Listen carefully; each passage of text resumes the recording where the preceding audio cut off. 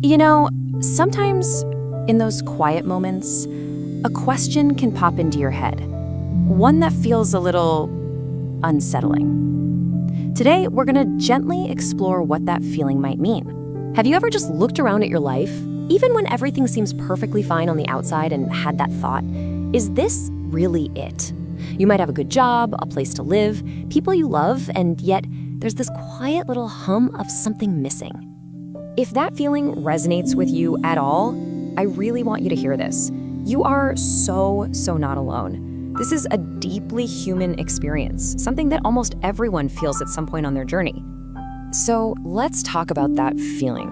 What does it actually feel like to be lost? Well, it turns out it can show up in a few different ways in our lives. For some, it might be this sense of aimlessness, like you're just drifting, maybe in your job or even in your relationships. Or maybe it's that feeling that you're just going through the motions, doing all the things you're supposed to do, but not because you want to. And for others, it can be this really deep sense of loneliness, feeling disconnected even when you're surrounded by people. And if you feel this way, it's not just you. This sense of being adrift seems to be part of a much bigger picture. To give you an idea, one study in Canada found that diagnoses for major depressive disorder went up by 62% since 2012.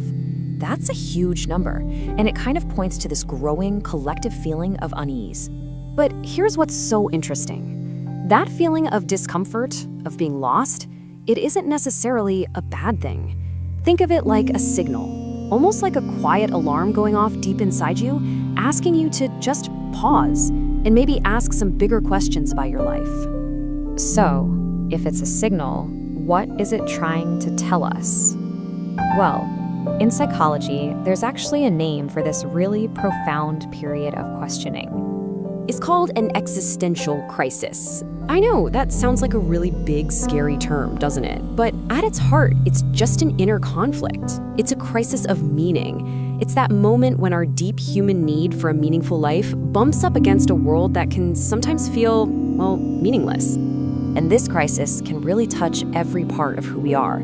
Emotionally, it might show up as anxiety or just a deep loneliness. In our minds, our cognition, it's that loss of purpose, where we start to question everything we thought we believed in. And in our behavior, well, it can make us want to pull away from people, or maybe just distract ourselves.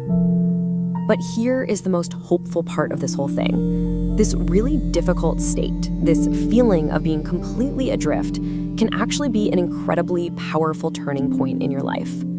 So if there's one thing to take away, it's this. This feeling is not a problem that needs to be fixed. It's an invitation. It's an invitation to just pause, to reflect, and to get to know yourself on a much, much deeper level. Now, to start on that journey, it helps to understand a really key difference, and that's the difference between goals and values.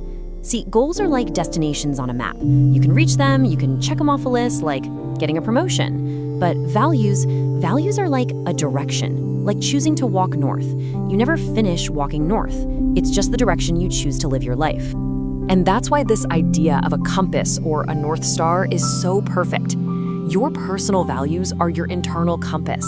So when you feel lost and you can't even see the map anymore, your values can always point you in a direction that feels right, even if you have no idea what the destination is. Okay, so this sounds good, right? An internal compass, but how do we actually use it? Let's walk through a really simple 4-step process to figure that out. This is a really gentle, practical way to start. We're just gonna look at 4 steps. First, we'll identify the different areas of your life that matter to you. Then, we'll pinpoint your values inside those areas. Third, we'll turn those values into really small actions. And finally, we'll see how to bring them into your everyday life. So for step 1, just take a gentle look at these big areas of life. Which ones feel important to you right now? Is it your career, your relationships, your health? There are absolutely no right or wrong answers here. Just kind of notice which ones call to you. All right, for step 2, let's try a little thought experiment. It can really help pinpoint your values. I want you to imagine it's your retirement party, and someone you love gets up to say a few words. What qualities would you hope they would talk about? Not your accomplishments, but who you were. Were you kind? Were you brave? Were you creative? Those things, those are your values. Okay, step 3 is all about making this real. And the key here is that the actions don't have to be big at all. If you value community, you don't have to go start a charity. Maybe it's just volunteering for 1 hour. If you value creativity, maybe it's just sketching for 10 minutes. It's all about these small, consistent actions that line up with the person you want to be. And that brings us to the last step. Step 4 is just begin. Start small. Look at your calendar for this week and just schedule one single small activity that honors one of your values. That's it. That's how you start walking on a new path. So, as we start to wrap this up, the real takeaway isn't about how to get rid of this feeling of being lost. It's actually about changing how we see it. Feeling lost is not a sign that you failed. It's simply a moment to reset. It's an opportunity to pause, maybe let go of a path that doesn't quite fit anymore, and to begin, very gently, to find one that feels a little more true to who you are. And this isn't just a nice idea, the research actually backs this up. Studies show that when we start to take even tiny actions that are aligned with our deepest values, we tend to experience less distress, less depression. We just function better. It brings this sense of inner calm and peace. So I'll just leave you with this one final thought to hold on to.